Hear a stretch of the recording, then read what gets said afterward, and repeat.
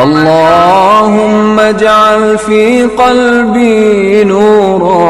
بسم اللہ الرحمن الرحیم. اورنگزیب عالمگیر. شہنشاہ ہند اورنگزیب کی زندگی پر مبنی سچی داستان. ایک طرف شہزادہ محمد سلطان حیدرآباد میں انتظامات میں مصروف تھا اور اس کا والد شہزادہ اورنگزیب گولکنڈے کا محاصرہ کیے ہوئے تھا، اور دوسری طرف ان میدانی جنگوں سے دور سری داسی اور عبد المعبود کے بیٹے عبد الودود محبت کی ٹھنڈی آگ میں ہنستے کھیلتے ہاتھ ڈال بیٹھے تھے. شہزادہ اورنگزیب اپنے معتمد عبد المعبود کو اپنے ساتھ گولکنڈہ لے گیا تھا. سری داسی کا بھائی بھی مغل لشکر کی جنگ دیکھنے امیر عبد المعبود کے ساتھ ہی چلا گیا تھا. اب اس حویلی میں عبد المعبود کے بیٹے امیرزادہ ودود کا راج تھا. امیرزادہ عبد الودود کی دونوں بہنیں نگارش اور پرتو راجکماری سری داسی کی گہری سہیلیاں بن گئی تھیں. یہ حویلی کیا تھی، اچھا خاصا ایک محل تھا، درجنوں کمرے، رہداریاں، پھر اس میں ایک چھوٹا سا پائن باغ بھی تھا جس میں ہر دم پھول کھلتے مہکتے رہتے تھے. تینوں لڑکیوں کا عام طور سے پائن باغ میں ہی جمغٹا لگا رہتا تھا. امیرزادہ ودود نے جس دن سے سری داسی کو اس حویلی میں دیکھا تھا اس دن سے انہوں نے باہر کی ہوا کھانا چھوڑ دی تھی. وہ تمام دن حویلی میں گھسا رہتا. اس کے تمام یار دوست شکاری تھے، مگر عبد الودود نے شکار کھیلنا ہی چھوڑ دیا تھا. دوستوں نے محسوس کیا کہ ودود شکار پر جانے سے کترانے لگا ہے، تو انہوں نے بھی اس کا ساتھ چھوڑ دیا اور بغیر اسے ساتھ لیے شکار پر جانے لگے. عبد الودود کے والدین اس کے اس طرح گھر پر رہنے سے بہت ہی مسرور تھے. کہاں تو ہفتوں بعد عبد الودود کی صورت دکھائی دیتی تھی، اور کہاں اب یہ حال تھا کہ ہفتہ عشرہ بھی عبد الودود حویلی سے باہر نکلا اور کچھ دیر بعد واپس آ جایا کرتا تھا. اس کا یہ مطلب نہیں کہ ودود دن بھر سری داسی کے پیچھے لگا رہتا. ودود ایک غیور اور با کردار جوان تھا، پھر وہ دو جوان بہنوں کا بھائی بھی تھا، اس لیے وہ بہنوں کے سامنے اپنے وقار کو برقرار رکھتا اور کوئی اوچھی حرکت نہ کرتا کہ اسے بہنوں کے سامنے شرمندہ ہونا پڑے. وہ سری داسی سے ملتا ضرور، مگر خود اس سے ملنے نہ جاتا، بلکہ انتظار کرتا کہ اس کی بہنیں کسی کام کے لیے اسے پائن باغ میں بلائیں اور اسے اس بہانے سری داسی سے ملنے اور گفتگو کا موقع ملے. یوں اس کا دل ضرور چاہتا کہ وہ اپنا زیادہ سے زیادہ وقت سری داسی کی محبت میں گزارے، مگر اس کا موقع اسے کم ہی ملتا تھا. اس دن وہ کسی کام سے باہر نکلا تھا کہ تھوڑی ہی دیر بعد واپس آ گیا. حویلی سے باہر آنے جانے کا راستہ پائن باغ کے ساتھ والی پھولوں بھری روش سے گزرتا تھا، اس لیے سری داسی اور اس کی بہنیں اسے آتے جاتے دیکھتی تھیں اور اس کے بارے میں آپس میں بھی گفتگو کرتی تھیں. امیرزادہ ودود وہاں سے گزرتے ہوئے اکثر محسوس کیا کرتا تھا کہ لڑکیاں اس کی طرف اشارے کر کے باتیں کرنے لگتی ہیں. وہ کیا باتیں کرتی ہیں اس کا نہ اسے پتا تھا اور نہ اس نے کبھی پوچھنے کی کوشش کی تھی، مگر اسے یقین ضرور تھا کہ باتیں اسی کی ہوتی ہیں. ودود کمرے میں پہنچا تھا کہ اس کی بہن نگارش آ گئی.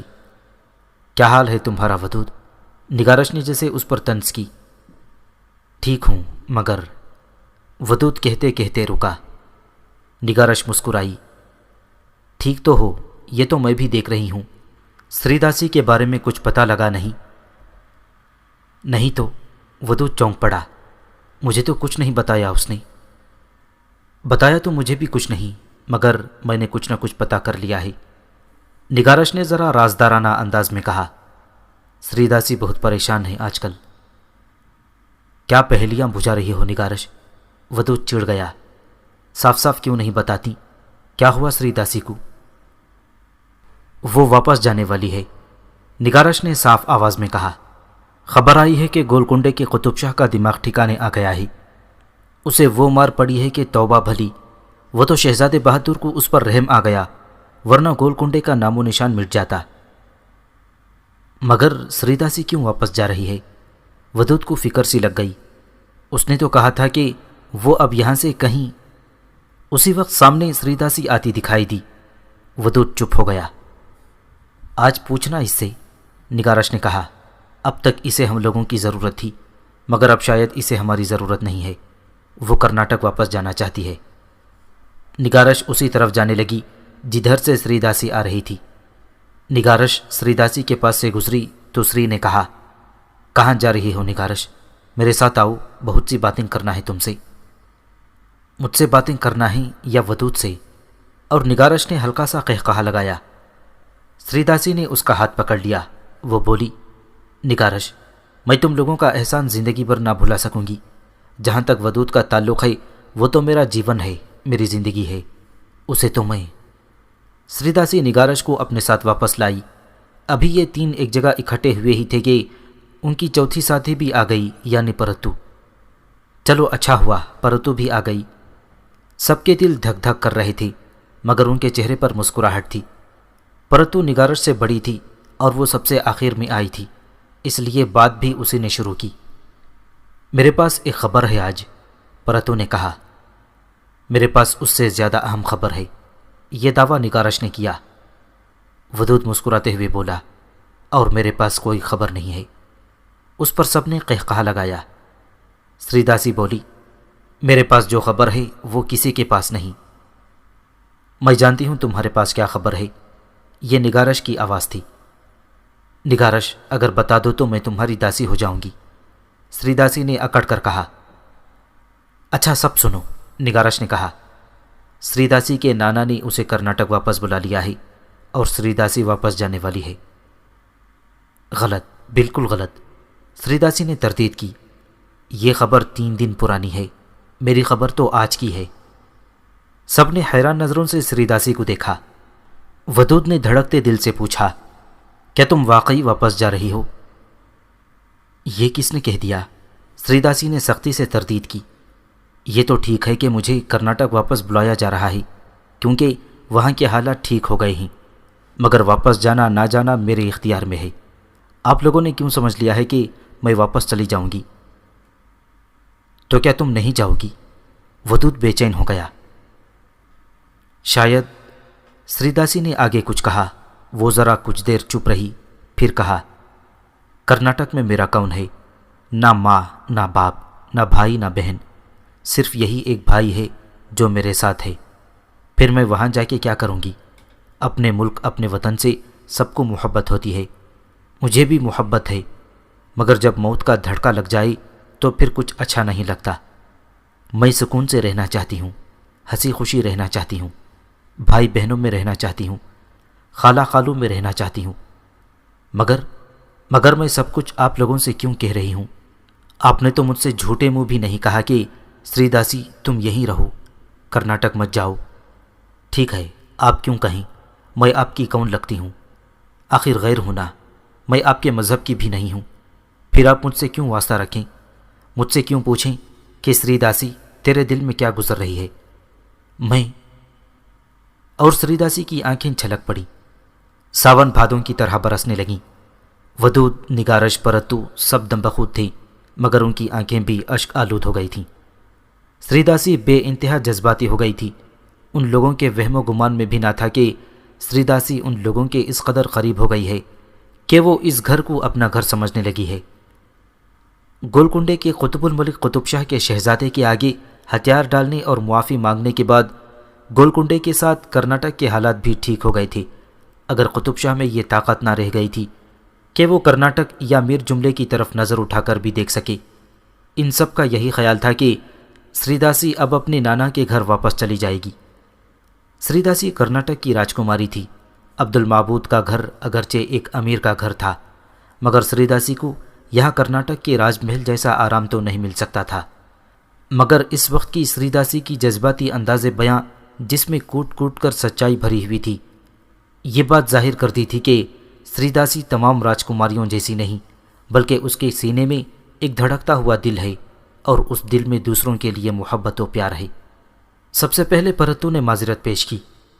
سری داسی، مجھے افسوس ہے کہ ہم لوگ تمہیں بالکل عام راجکماریوں کی نسل سے سمجھ بیٹھے تھے، مگر یہ ہرگز معلوم نہ تھا کہ تمہارے سینے میں بھی ہمارا ہی جیسا دل ہے، اور تم محبت کو محبت اور خلوص کو خلوص سمجھتی ہو۔ ہاں سری داسی، نگارش نے بھی اپنے دل کا بوجھ ہلکا کرنا چاہا۔ ہم نے تو یہ نہیں سوچا تھا کہ تم یہاں سے نہ جانے کا سوچ سکتی ہو۔ ہم تو یہ سمجھ بیٹھے تھے کہ تمہیں بھی ہم سے جدائی کا اتنا ہی صدمہ ہوگا جتنا ہمیں ہے، مگر اب معلوم ہوا کہ تم تو جدائی کے نام کو بھی نہیں سننا چاہتی۔ ہم تمہارے جذبے کی جس قدر بھی قدر کریں وہ کم ہے۔ سریداسی کی اس وقت تک روتے روتے ہچکیاں بن گئی تھیں، پرتو اسے اپنے گود میں لے کر بیٹھ گئی تھی۔ ودود ایک ایک کا منہ دیکھ رہا تھا۔ اس نے دوستوں سے محبت بھرے شعر سنے تھے، محبت بھری باتیں بھی سنی تھیں۔ اس نے ممکن ہے کہ محبت کا کوئی تصور بھی باندھا ہو، مگر اس وقت جو صورتحال پیدا ہو گئی تھی وہ جیسے ودود کو بتا رہی تھی کہ او نادان، محبت کے اشعار اور محبت کی باتیں ہر چند کے اچھی لگتی ہیں، مگر محبت اور اصل محبت تو وہ ہے جسے وہ اس وقت اپنی آنکھوں سے دیکھ رہا تھا۔ محبت زمان و مکان کی قید سے آزاد ہوتی ہے، محبت مذہب و ملت کے بندھنوں کو بھی توڑ ڈالتی ہے۔ کون تصور کر سکتا ہے کہ راج محل کرناٹک میں پلنے والی ایک اکھڑ لڑکی ایک مسلمان گھرانے میں ایک مسلمان جوان کی محبت میں اس قدر بے خود ہو جائے گی کہ وہ خود مجسم محبت بن جائے گی۔ سریداسی کی یہ کیفیت ایسی نہ تھی جسے نگارش اور پرتو اپنے دل میں چھپا لیتی اور منہ پر تالے لگا لیتی۔ ودود تو اسے ضبط کر سکتا تھا، خاموش رہ سکتا تھا، مگر اس کی بہنیں جو اگرچہ محبت کی تپش سے ابھی تک دور تھیں، مگر سریداسی کی بے چینی نے انہیں مجبور کر دیا کہ وہ تمام باتیں اپنے بڑوں یعنی ماں تک ضرور پہنچائیں۔ اماں، نگارش نے رات کو ماں سے بات چھیڑی، پرتو کو وہ اپنے ساتھ شاید مدد کے لیے لائی تھی۔ ماں نے منہ اٹھا کر ہوں کہا، پھر سر تکیے پر رکھ دیا۔ اماں ذرا ہوش میں آ، میں تم سے ایک بہت بڑی بات کہنا چاہتی ہوں۔ نگارش نے ماں کو گھبرا دیا، وہ اٹھ کر بیٹھ گئیں۔ کیا بات ہے؟ خیریت تو ہے؟ ماں پریشان ہو گئیں۔ ماں، سریداسی کہتی ہے، پر بات جیسے اس کے حلق میں اٹک گئی۔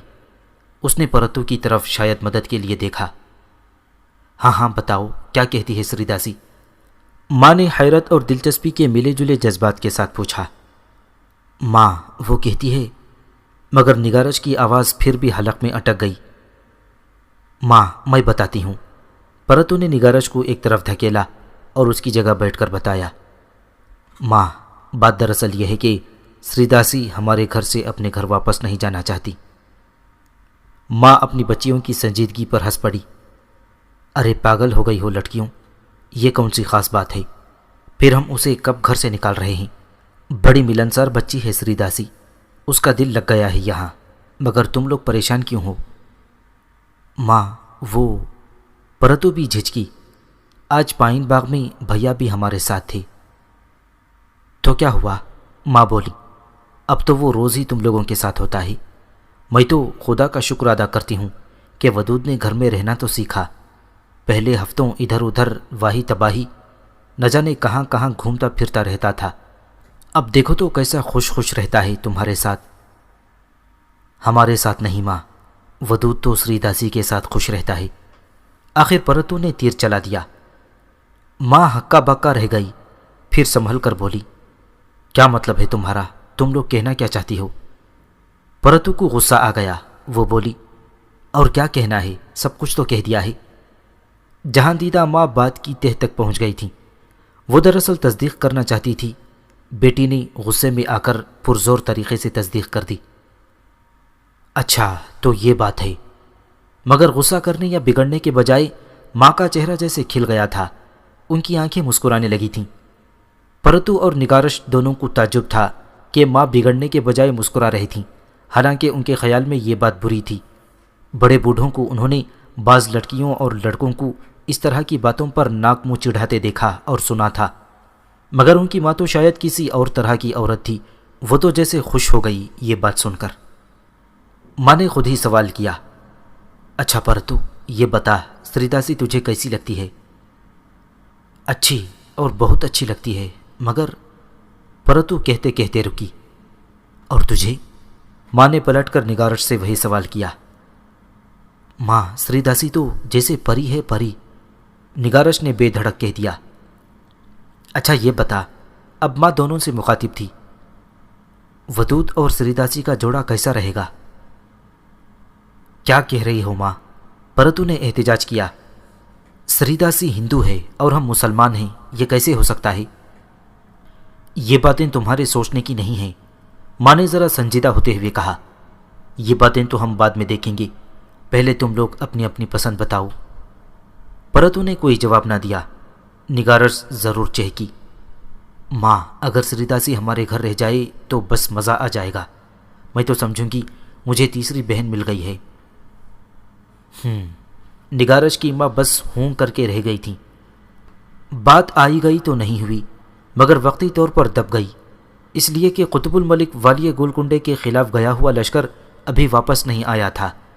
شہزادہ اورنگزیب اور اورنگزیب کا بیٹا شہزادہ سلطان ماں اپنی بیگم یعنی بنت قطب شاہ کے ساتھ واپس آ گئے تھے، لیکن ودود کے والد عبد المعبود ابھی تک گولکنڈے میں تھے۔ شہزادے نے ان کے سپرد کچھ کام لگا دیے تھے۔ پھر دو جشنوں کا غلغلہ اٹھا۔ ایک جشن گولکنڈے کی فتح کا۔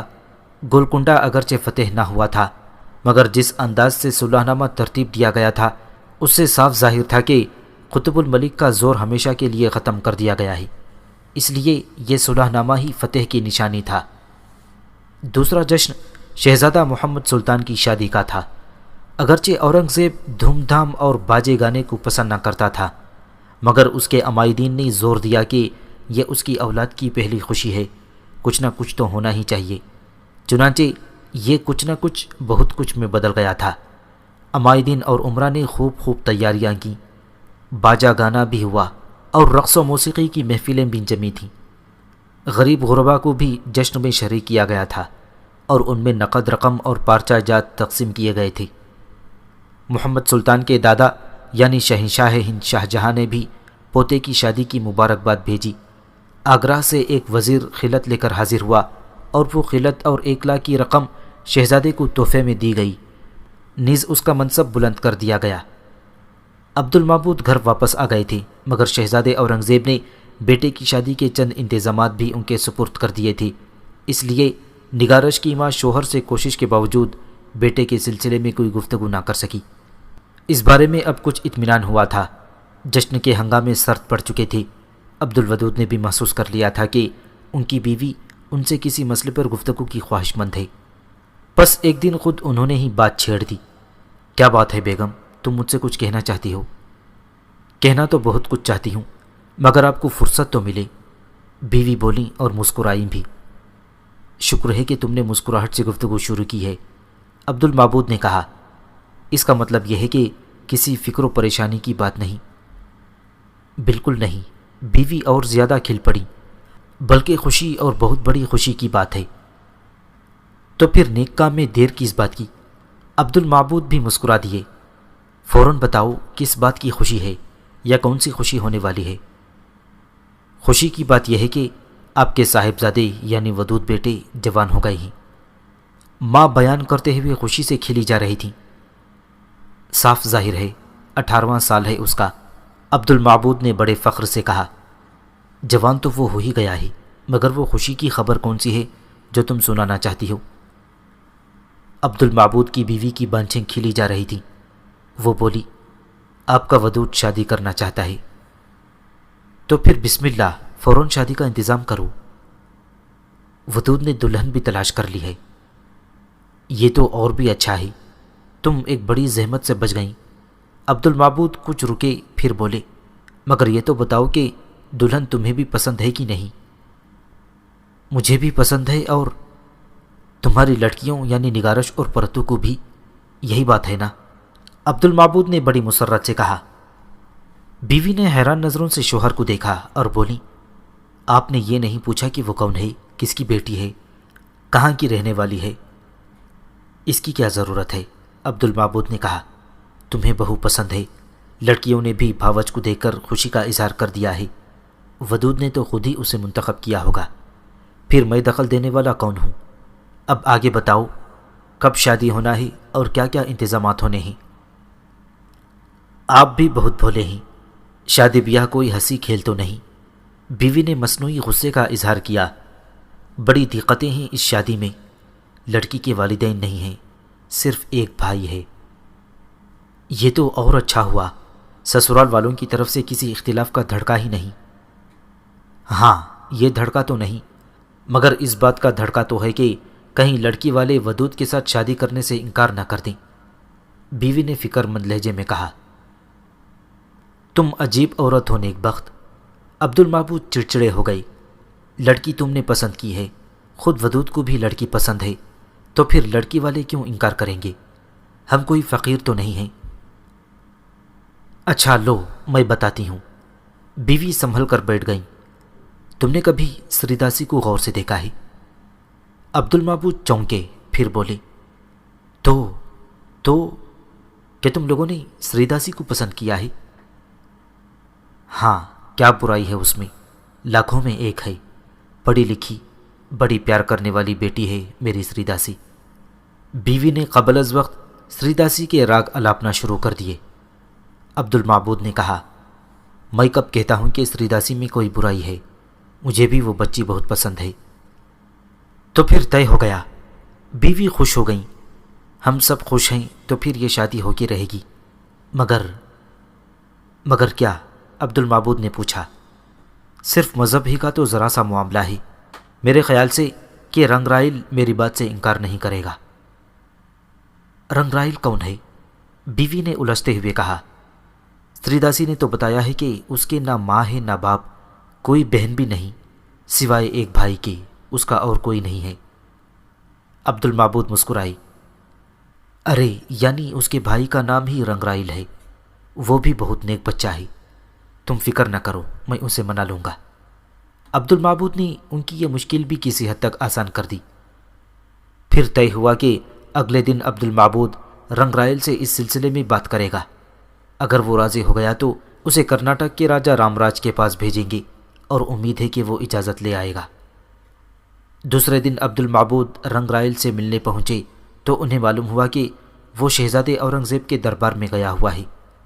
راجکمار رنگرائل اور راجکماری سری داسی کو شہزادے اورنگزیب نے اپنے خاص معتمد عبد المعبود کے حوالے کیا تھا اور عبد المعبود نے ان دونوں کی میزبانی کا فرض بخوشی اپنے ذمے لیا تھا۔ مگر راجکمار رنگرائل صرف ایک رات عبد المعبود کی حویلی میں رہنے کے بعد عبد المعبود کی اجازت لے کر اورنگزیب کے شاہی مہمان خانے میں منتقل ہو گیا تھا۔ راجکمار رنگرائل کچھ میراتی دماغ کا جوان تھا، شاید وہ کچھ زیادہ آزاد خیال تھا یا پھر خواتین کے ساتھ رہنا پسند نہ کرتا تھا۔ وہ ایک رات جو اس نے عبد المعبود کے گھر پر گزاری وہ بھی اس نے جاگ کے گزاری۔ وہ تمام رات کروٹیں بدلتا رہا۔ پھر اس نے ایک ملازم سے پوچھا کہ امیر عبد المعبود کے کتنے بیٹے ہیں؟ عبد المعبود کا ملازم بڑا باتونی تھا۔ اس نے مہمان کو نہ صرف یہ بتایا کہ امیر عبد المعبود کے عبد الودود نام کا صرف ایک بیٹا ہے، مگر ان کے دو بیٹیاں نگارش اور پرتو ہیں۔ پھر اس نے امیر عبد المعبود کے بیٹے اور بیٹیوں کی پیدائش سے لے کر اس وقت تک کے تمام حالات اس قدر تفصیل سے بیان کیے کہ راجکمار گھبرا گیا اور اسے نیند کا بہانہ کرنا پڑا۔ چنانچہ راجکمار صبح کو پہلے سری داسی سے ملا، پھر عبد المعبود سے شاہی مہمان خانے میں منتقل ہونے کی اجازت مانگی۔ اس نے عبد المعبود کو بتایا کہ سری داسی حویلی میں ہی رہے گی، مگر وہ حویلی میں تنہائی محسوس کرتا ہے، اس لیے اسے شاہی مہمان خانے میں جانے کی اجازت دی جائے۔ اس طرح رنگرائل صرف ایک شب عبد المعبود کی حویلی میں گزار کر دوسرے دن شاہی مہمان خانے میں آ گیا تھا۔ حویلی کے ملازم نے اسے ودود کے بارے میں بھی بتایا تھا، مگر اس شب چونکہ ودود گھر پر موجود نہ تھا اس لیے ان میں ملاقات نہ ہو سکی تھی۔ پھر نہ رنگرائل نے حویلی کا چکر لگایا اور نہ ودود نے سری داسی کے بھائی سے ملنے کی ضرورت محسوس کی۔ دراصل راجکمار مہمان خانے میں اس لیے منتقل ہوا تھا کہ وہ ہر وقت شہزادے اورنگزیب کے سامنے رہے تاکہ شہزادہ جلد سے جلد کرناٹک کو قطب شاہ کی زیادتیوں سے محفوظ رکھنے کی کوشش کرے۔ راجکمار اپنے اس مقصد میں کامیاب ہوا تھا۔ شہزادہ بھی راجکمار کو اپنے ساتھ ہی رکھتا تھا، یہاں تک کہ وہ راجکمار کو اپنے ساتھ گولکنڈے پر فوج کشی کے موقع پر بھی لے گیا تھا، اور شہزادہ محمد سلطان اور قطب شاہ کی بیٹی کی شادی میں بھی اورنگزیب نے راجکمار کو آگے آگے رکھا تھا تاکہ اس کی دل شکنی نہ ہو۔ عبد المعبود شاہی مہمان خانے سے ہوتے ہوئے شہزادے کے دربار میں پہنچے۔ شہزادہ اورنگزیب اگرچہ شہنشاہ ہند کا جنوبی ہندوستان میں نائب تھا، مگر اس کے دربار کے ٹھاٹ باٹ مغل دربار سے کسی طرح کم نہ ہوتی تھی۔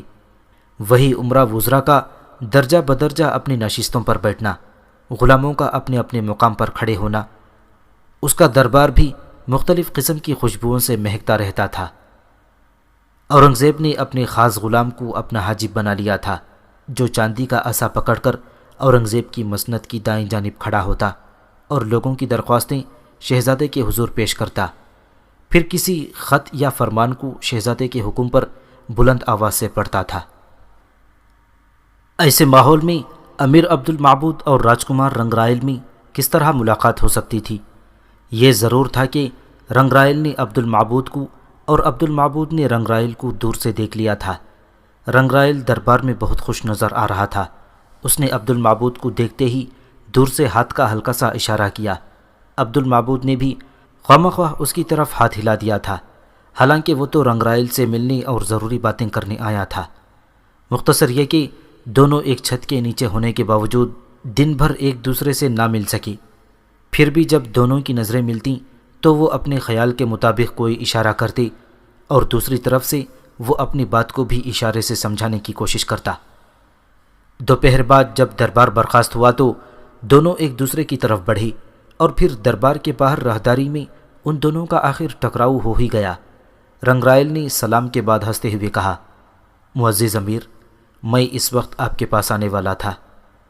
امیر عبد المعبود بھی مسکرائے اور بولے، میں بھی تم سے ملنا چاہتا تھا، اس لیے صبح مہمان خانے پر گیا تو معلوم ہوا کہ راجکمار دربار جا چکے ہیں، پھر میں یہاں آ گیا۔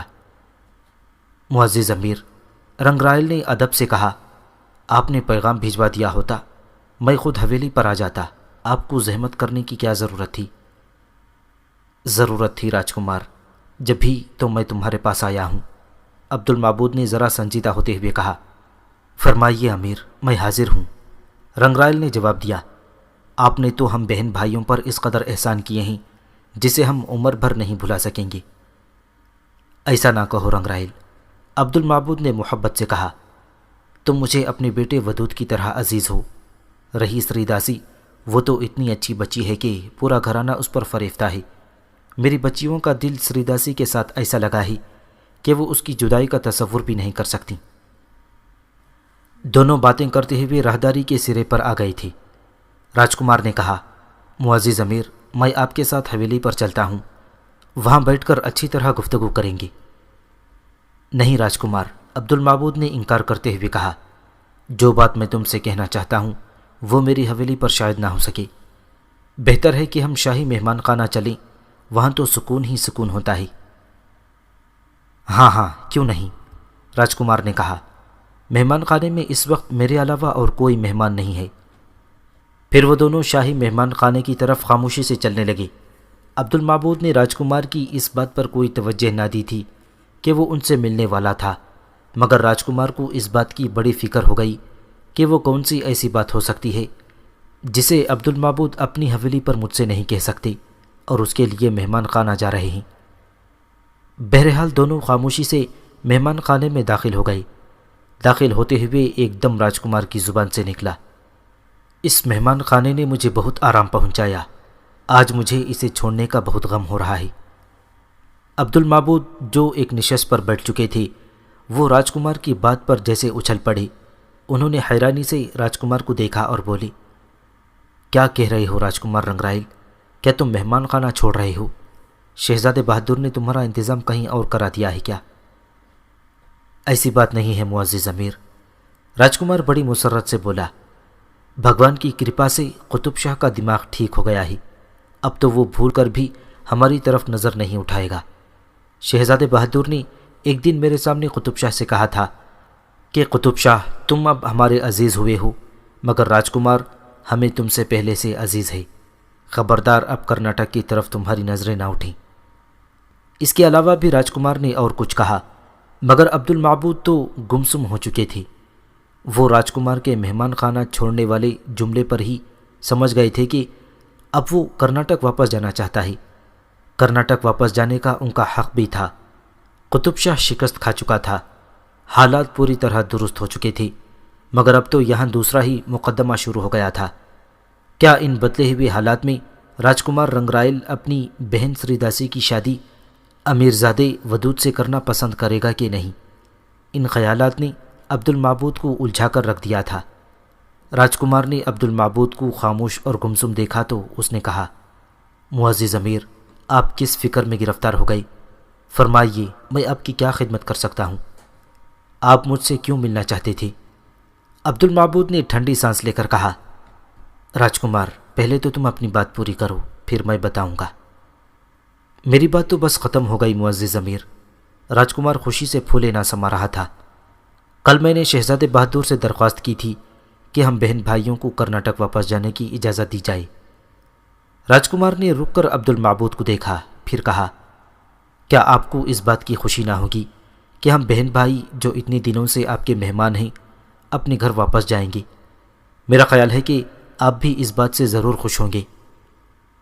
کیوں نہیں راجکمار، عبد المعبود نے سینے پر پتھر رکھ کر کہا، اس سے زیادہ خوشی کی اور کیا بات ہو سکتی ہے؟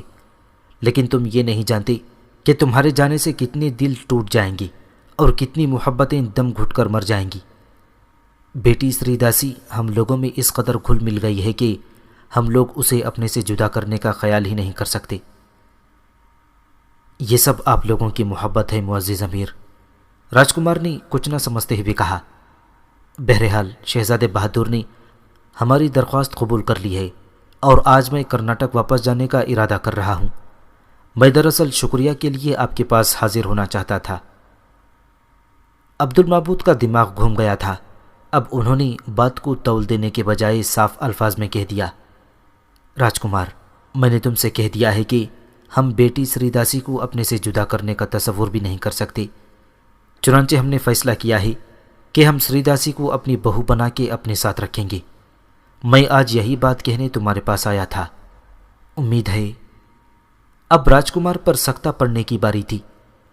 اس کی نظریں عبد المعبود پر تھیں اور منہ کھلا تھا جیسے اسے کسی بات کا یقین نہ آ رہا ہو یا پھر وہ خواب میں یہ باتیں سن رہا ہو۔ اس دفعہ عبد المعبود نے اسے جھنجھوڑا، راجکمار، سنا تم نے میں نے کیا کہا ہے؟ راجکمار ایک لمبی سانس لے کر چونکا، مردہ آواز میں بولا، معزز امیر، میں نے سن لیا ہے، مگر یہ کس طرح ممکن ہے؟ کیوں راجکمار، یہ ممکن کیوں نہیں؟ ودود میرا بیٹا ہے اور میں شہزادے اورنگزیب کا ایک معتمد امیر ہوں۔ تم سے حیثیت میں کسی طرح کم تو نہیں؟ حیثیت کی بات میں نہیں کر رہا امیر، راجکمار نے جھجکتے ہوئے کہا۔ بات دراصل مذہب کی ہے۔ آپ مسلمان ہیں اور آپ جانتے ہیں کہ ہم ہندو ہیں۔ ہمارے آپ کے مذہب میں بڑا فرق ہے، پر یہ کس طرح ممکن ہو سکتا ہے؟ کیا بچوں والی بات کر رہے ہو راجکمار؟ تم شاہی مہمان خانے میں رہتے ہو، وہاں جو پکتا ہے وہ تم کھاتے ہو۔ سری داسی ہمارے ساتھ رہتی ہے، ساتھ اٹھتی بیٹھتی اور کھاتی پیتی ہے۔ پرہیز کس بات کا ہے؟ پھر شادی کیوں نہیں ہو سکتی؟ راجکمار نے ٹہرے ہوئے لہجے میں کہا، یہ سب کچھ ٹھیک ہے، مگر مذہب تو مذہب ہوتا ہے۔ ہم اپنا مذہب کیسے چھوڑ سکتے ہیں؟ چلو ہم مذہب چھوڑنے کو نہیں کہتے۔ عبد المعبود نے فوراً ایک حل پیش کیا، سری داسی کو ہم مذہب تبدیل کرنے پر مجبور نہیں کریں گے۔ شادی کے بعد بھی وہ ہندو رہ سکتی ہے۔ واہ، یہ کیسے ہو سکتا ہے امیر؟ راجکمار کا لہجہ ایک دم تلخ ہو گیا۔ مسلمان کے ساتھ شادی کرنے سے سری داسی کا دھرم بھرشٹ ہو جائے گا۔ اتنا بڑا پاپ ہم نہیں کر سکتے۔ عبد المعبود کو راجکمار کی بات پر افسوس ہوا۔ انہوں نے کہا، راجکمار، تم بہت بھولے ہو۔ تمہیں نہیں معلوم کہ ہندو عورتوں کی شادیاں مسلمانوں سے ہوتی رہی ہیں، مگر مغل شہنشاہوں کی اکثر ملکائیں ہندو تھیں۔ شہنشاہ اکبر اعظم کی ہندو ملکہ جودھا بائی کو کون نہیں جانتا؟ شہنشاہ جہانگیر کس کا بیٹا تھا؟ راجکمار چپ ہو گیا۔ اس کا جواب اس کے پاس نہ تھا۔ بولو راجکمار، کیا میں جھوٹ کہہ رہا ہوں؟ آپ جھوٹ نہیں کہہ رہے ہیں، مگر امیر عبد المعبود کو غصہ آ گیا۔ اس نے کہا، کیا تمہارے راجا نے یہ پیشکش نہیں کی تھی کہ اگر شہزادے بہادر کسی بات پر آمادہ نہیں تو وہ اپنے پورے خاندان کے اسلام قبول کرنے پر آمادہ ہیں؟ کیا تمہاری حیثیت راجا کرناٹک سے بلند ہے کہ تم سری داسی کو ایک امیر کے بیٹے سے بیاہ سے بھی انکار کر رہے ہو؟ اس ہفتے امیر عبد المعبود نے شہزادہ علی جاہ کی خدمت میں عرض کیا، شہزادے بہادر، میر برخوردار عبد الودود راجکمار کی بہن سری داسی سے شادی کرنے کا خواہش مند ہے، بشرطے کہ آپ اجازت مرحمت فرمائیں۔ شہزادے کو ہنسی آ گئی تھی۔ اس نے اپنی ہنسی کو پوشیدہ رکھنے کے لیے اپنا منہ دوسری سمت کر لیا اور دریافت کیا، امیر معبود، تم نے اپنے برخوردار کی بات تو سن لی، مگر یہ معلوم کرنے کی کوشش نہیں کی کہ کیا راجکماری بھی اس رشتے کو پسند کر لے گی؟ امیر عبد المعبود گھبرا گیا۔ پھر شہزادے نے سنجیدگی سے کہا، قیاس تو پھر قیاسی ہوتا ہے امیر۔ راجکماری کو اس کی مرضی کے خلاف تمہارے برخوردار بیٹے کی کنیز نہیں بنایا جا سکتا۔ آخر تم نے کس بات سے اندازہ لگایا کہ راجکماری کو بھی یہ رشتہ پسند ہوگا؟ شہزادے بہادر، وہ امیر عبد المعبود کوئی یقینی بات نہ کہہ سکا اور خاموش ہو گیا۔ امیر معبود، شہزادے نے پھر کہا، ہمارا بھی یہی خیال ہے کہ تمہارا قیاس درست ہو۔ اسے یقین میں تبدیل کرنے سے پہلے کوئی قدم اٹھانے کی کوشش نہ کرنا۔ امیر عبد المعبود بڑے مان کے ساتھ شہزادے کے پاس آیا تھا، مگر شہزادے نے اسے مایوس کر دیا۔ وہ اس مایوسی کے عالم میں گھر پہنچا تو وہاں ایک اور ہی محاذ کھلا ہوا تھا۔ امیر عبد المعبود کی حویلی میں ایک چھوٹا سا پائن باغ تھا۔ دراصل عمرہ کی رہائش گاہیں حیثیت میں چھوٹے چھوٹے محل ہوتے تھے، مگر انہیں محل کے بجائے حویلی کا نام دیا جاتا تھا۔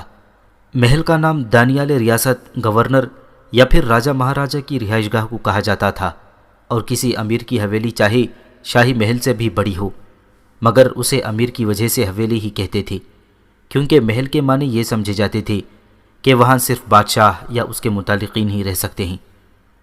امیر عبد المعبود سر جھکائے حویلی کی بڑی دیوڑی کے سرے پر پہنچے تو انہیں پائن باغ میں کسی کے زور زور سے باتیں کرنے کی آوازیں سنائی دیں۔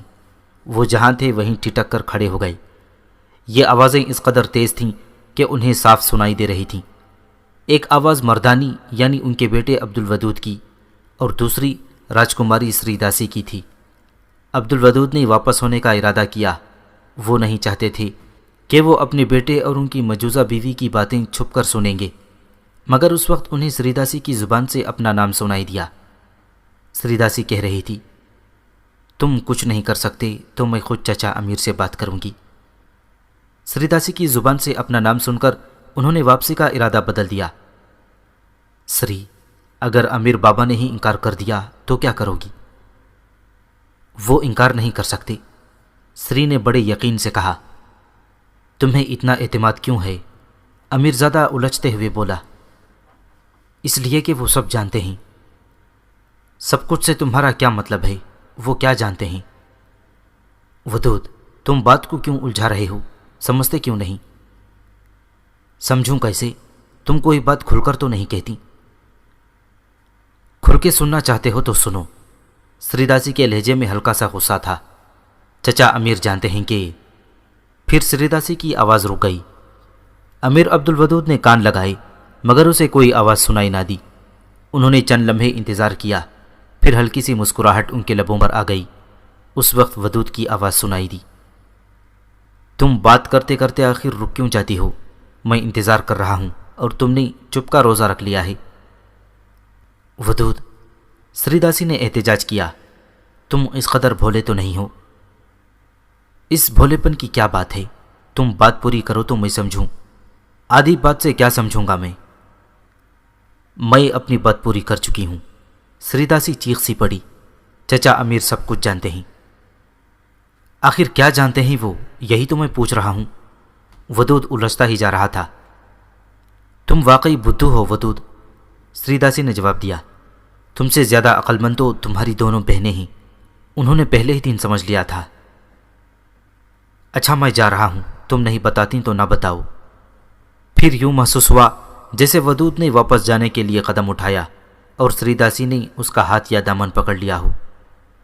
ودود، تم واقعی بہت بھولے ہو، اس لیے تو میں نے تمہیں اپنا دوست بنایا ہے۔ تو تم اب تک مجھے اپنا دوست سمجھتی ہو؟ ودود نے شاید مصنوعی غصے سے کہا۔ تو اور کیا سمجھوں؟ سمجھو چاہے نہ سمجھو، مگر میں صاف کہہ چکا ہوں کہ میں نے تمہیں اپنی بیوی بنانے کا ارادہ بلکہ فیصلہ کر لیا ہے، اور شاید یہ ہو کر بھی رہے گا۔ ودود نے زور دے کر کہا۔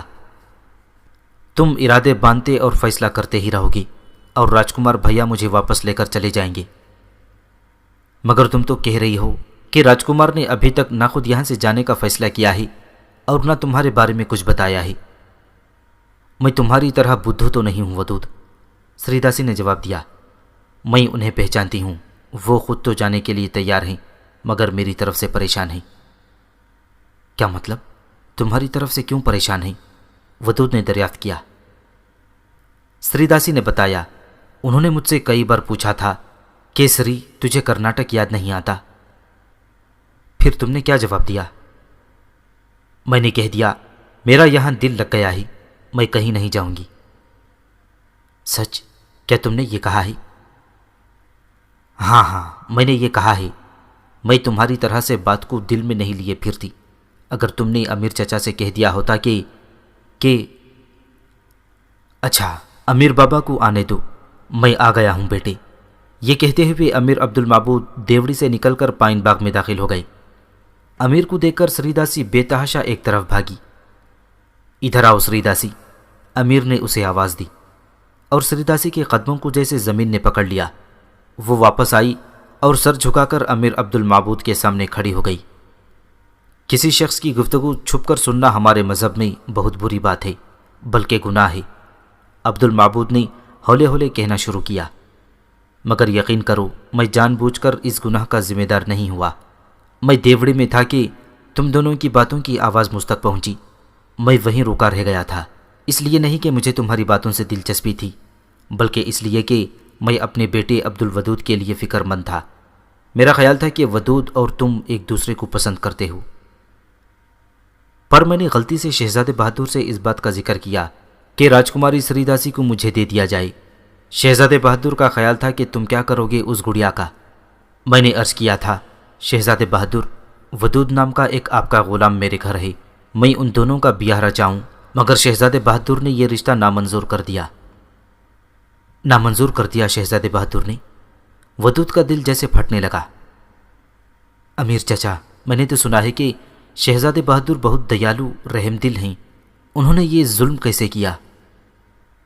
نہیں گڑیا راجکماری، عبد المعبود نے کہا، شہزادے بہادر نے انصاف کیا ہے تمہارے ساتھ، اس لڑکی کے ساتھ جسے انہوں نے پناہ دی ہے۔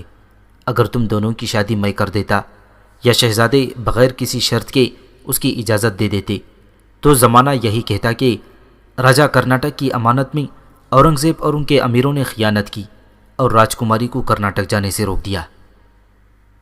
مگر امیر چچا، ایسی تو کوئی بات نہ تھی، مجھے تو کسی نے پریشان نہیں کیا، میں یہاں آرام سے رہتی ہوں، کوئی میرا مخالف نہیں، میں کسی بات پر مجبور تو نہیں ہوں۔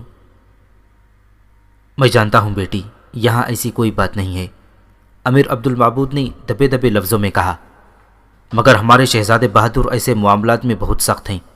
میں نے ان سے اشارتاً کہا تھا کہ میں راجکماری سری داسی کو آپ سے اپنے فرزند کے لیے مانگتا ہوں، مگر انہوں نے صاف انکار کر دیا۔ سری داسی کی آنکھیں چھلک پڑیں، اس نے روتے ہوئے کہا، مگر امیر چچا، یہ تو سراسر ظلم ہے، انہیں میرے بارے میں فیصلہ کرنے کا حق کس نے دیا ہے؟ پھر آنسو پوچھتے ہوئے بڑے عزم سے بولی، امیر چچا، اگر شہزادے بہادر نے مجھ پر اپنی مرضی مسلط کرنے کی کوشش کی تو میں خودکشی کر لوں گی، مگر ان کی بات نہیں مانوں گی۔ امیر عبد المعبود نے جیسے اطمینان کا سانس لیا۔ وہ دراصل اس تذبذب میں مبتلا ہو گئے تھے کہ پتہ نہیں ودود اور سری داسی ایک دوسرے کو پسند بھی کرتے ہیں کہ نہیں، کیونکہ دونوں کی اٹھتی جوانیاں تھیں اور جوانی کی اٹکھیلیاں اکثر پانی کا بلبلا ثابت ہوتی ہیں۔ اور اسی خیال سے شہزادے بہادر نے امیر عبد المعبود پر یہ پابندی لگا دی تھی کہ وہ جب تک راجکماری کی مرضی نہ معلوم کر لے اس وقت تک کوئی قدم نہ اٹھائے۔ آج دیوڑی میں کھڑے ہو کر اس نے جو کچھ سنا تھا اس سے اس مان کو یقین کا درجہ حاصل ہو گیا تھا، مگر پھر بھی وہ سری داسی کی طرف سے اپنا پورا اطمینان کر لینا چاہتا تھا، اس لیے اس نے بات کو دفتن گھما پھرا کر پیش کیا۔ راجکماری کے اس اظہار کے بعد کہ وہ اپنی مرضی پر کسی کی مرضی مسلط ہونے سے پہلے خودکشی بھی کر سکتی ہے، اب تو کسی شبہ کا سوال ہی پیدا نہیں ہوتا تھا، اس لیے امیر عبد المعبود نے کہا، راجکماری سری داسی، ہمارے شہزادے اورنگزیب بہادر تم پر ظلم نہیں کر رہے ہیں، بلکہ وہ تمہارے حق کی حفاظت کر رہے ہیں۔ واہ امیر چچا، سری داسی جیسے باغی ہو گئی، وہ مجھ مجبور پر ظلم کر رہے ہیں اور آپ فرما رہے ہیں کہ وہ میرے حق کی حفاظت کر رہے ہیں، یہ دو الگ الگ باتیں ہیں۔ سری داسی، سوچ سمجھ کر بات کرو، امیر عبد المعبود نے اسے سمجھایا۔ شہزادے بہادر نے تمہیں اپنا حق استعمال کرنے کا حکم دیا ہے، پھر ہمارا اسلام تو یہ کہتا ہے کہ لڑکی کی شادی اس کی مرضی کے خلاف کر دی جائے، اور یہ بات ہو جائے تو نکاح و شادی منسوخ کر دیے جاتے ہیں۔ شہزادے نے حکم دیا ہے کہ جب تک راجکماری کی مرضی نامعلوم کر لی جائے اس وقت تک اس کی شادی کسی جگہ نہیں کی جا سکتی۔ راجکماری روتے روتے ایک دم ہنس پڑی۔ امیرزادہ ودود جو اس وقت اب گمسم کھڑا تھا جیسے وہ وہاں موجود ہی نہ تھا، اس نے جو یہ سنا تو اچھل پڑا۔ باپ سے تو کچھ کہنے کی ہمت نہ ہوئی، وہاں اس نے سری داسی کی آنسوؤں سے بھری چمکتی ہوئی آنکھوں میں ضرور جھانکا۔ آخر سری داسی نے جھجکتے ہوئے کہا، چچا امیر، اگر امیرزادے نے مجھے پسند کیا ہے تو میں اس گھر میں کنیز بننے کو تیار ہوں۔ امیر عبد المعبود نے 2 قدم بڑھ کر اپنے بازو کھول دیے اور سری داسی ان کی آغوش شفقت میں سمٹ کر خوشی کے آنسو نچھاور کر رہی تھی۔ امیر عبد المعبود نے اسی دن شہزادے بہادر اورنگزیب کو مطلع کیا کہ راجکماری خود بھی اس رشتے کو پسند کرتی ہے۔ چنانچہ جب راجکمار نے شہزادے سے کرناٹک واپس جانے کی اجازت مانگی تو شہزادے نے کہا، تم کچھ دن اور ٹھہر جاؤ تاکہ راجکماری کی شادی سے بھی فارغ ہو جاؤ۔ راجکمار نے حیران نظروں سے شہزادے کو دیکھا، مگر شہزادے بہادر، راجکمار کہتے کہتے رک گیا۔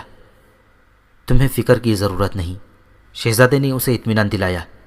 راجکماری کی رخصتی ہمارے محل میں ہوگی، اگر کرناٹک سے کسی کو بلانا ہے تو بلوا لو۔ راجکماری کی رضامندی ہم تک پہنچ چکی ہے، شادی کی تاریخ تم خود مقرر کر سکتے ہو۔ راجکمار کو کچھ کہنے کی ہمت ہی نہ ہوئی اور چپ چاپ چلا گیا۔ پھر دوسری جمعرات کو عمرہ اور وزراء کی ایک جماعت امیرزادے عبدالودود کی بارات لے کر شاہی مہمان خانے گئی۔ وہاں شہزادے کے حاجب اور دوسرے ارکان حکومت نے بارات کا استقبال کیا اور سری داسی، جس کا اسلامی نام خولا رکھا گیا تھا، اس کا نکاح امیرزادے عبدالودود کے ساتھ ہوا۔ شہزادے بہادر کی طرف سے 2 جڑاؤ ہار اور 2 درجن کامدار جوڑے دلہن کو دیے گئے۔ اب عبد المعبود نے کوئی جہیز لینے کی فرمائش نہ کی۔ پھر اسی رات تاروں کی چھاؤں میں امیرزادہ ودود نئی دلہن خولا خانم اور اپنی دونوں نندوں کے ساتھ رخصت ہو کر امیر عبد المعبود کی حویلی میں آ گئیں اور دونوں کا عشق اپنے انجام کو پہنچ گیا۔